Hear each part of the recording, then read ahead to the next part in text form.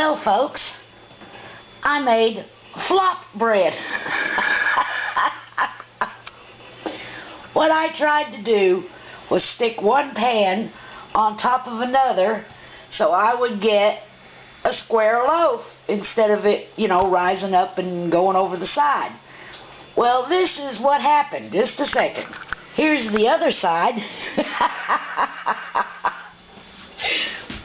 Well, I can say it did not work, but let's open it up and see what the bread looks like.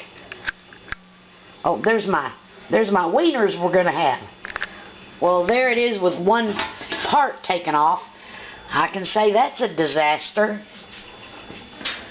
Yep, that's a disaster. Now let me get it out of the other pan. Well, now that ain't so bad. That's the top.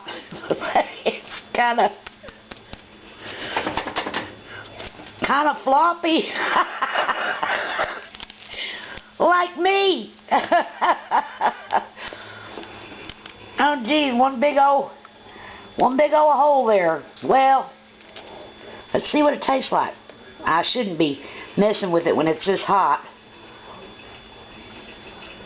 Still tastes good, folks. But there you go.